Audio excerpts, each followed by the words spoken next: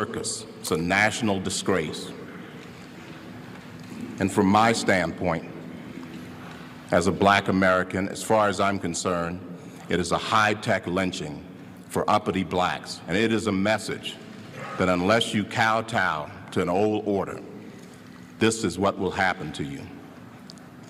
You will be lynched, destroyed, caricatured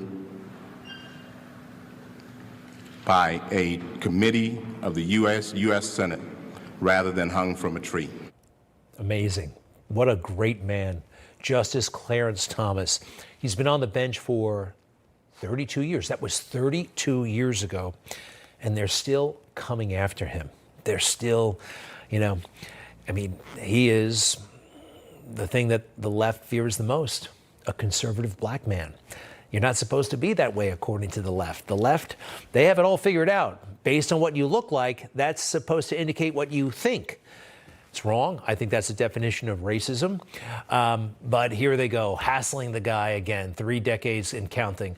Front page story in the New York Times about some truck he bought. How a justice came to own a luxury RV.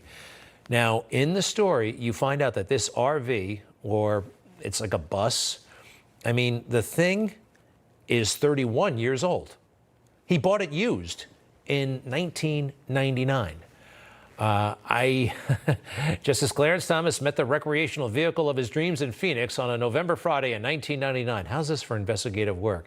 They don't look into Hunter Biden, but they look into this. With some time to kill before an event that night, he headed to a dealership just west of the airport.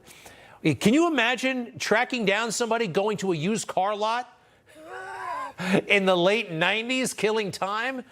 What does it say here? Justice Thomas, who in ensuing years would tell friends how he had scrimped and saved to afford the motor coach, did not buy it on his own. Yeah, he got a loan. And then they go into every ludicrous detail about this loan, and they find the guy who made the loan. And he emailed the New York Times, 25 years ago, I loaned a friend money as I have other friends and family. We've all been on one side or the other of that equation. He used it to buy a recreational vehicle, which is a passion of his. Roughly 9 years later, the loan was satisfied, Mr. Welters added. Okay, so where's the story? Well, they hire some tax guy to say, what does satisfied mean? Satisfied doesn't necessarily mean someone paid the loan back, said Michael, whatever, a tax lawyer, an expert who has testified before Congress. Come on. This is why good people avoid public service, this kind of nonsense. Justice Thomas, never met the man, but I like him. I like him a lot, and he shouldn't be going through any of this stuff. All right, next, are we ready for the most arrogant man in the world? Oh, yes, Barack Obama. He's always thought very highly of himself, but this is next-level stuff. Do we have speed? Let's go. First job, Baskin-Robbins in Honolulu, Hawaii. As a kid, I'd tell adults that my dream job was to be an architect, but secretly I was convinced I'd be an NBA player. I had no hops. My favorite job was being president of the United States. My favorite job perk, Air Force One, Marine One close second. Not interesting, not cool, trying to be cool, kind of like flaunting it, right? I was president, Air Force One, no kidding. Not interesting, not cool. Then he talks about his favorite rap artist, right? Because he's really big into rap. And then he winds up with this. Favorite way to relax after a long day of work, a cold martini. Sitting outside, if it's nice, chatting with my wife. That's the truth.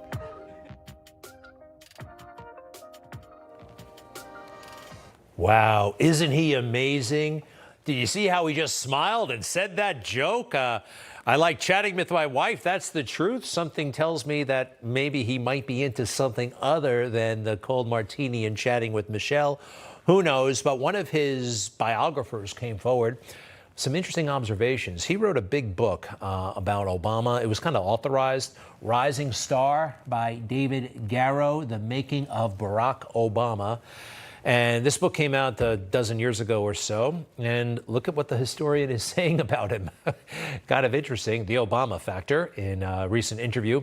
Can you imagine Obama joining them on the court, joining them on the Supreme Court? That's the question. Garrow says he'd be terrible because he's too lazy. It goes back to him being Hawaiian. At one point, he says, Obama, I'm fundamentally lazy, and it's because I'm from Hawaii. Now, I don't know if that's true about Hawaii. That sounds like a gross generalization, but Barack Obama does seem very lazy. He never broke a sweat for the country. He only turned it on for himself. This is also unusual from the historian.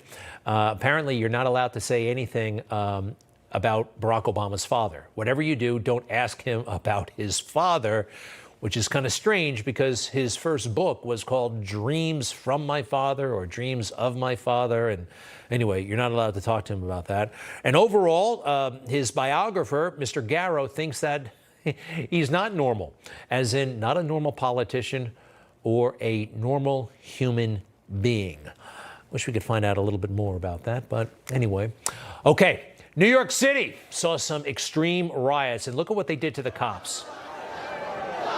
They're in the white shirts, and they take cover behind that board.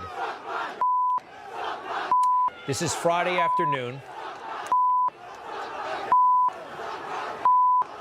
And it's pretty hellacious. This happened in Union Square, a major hub in New York City. They all turned out to get a free video game console or something like that. Take a look at this.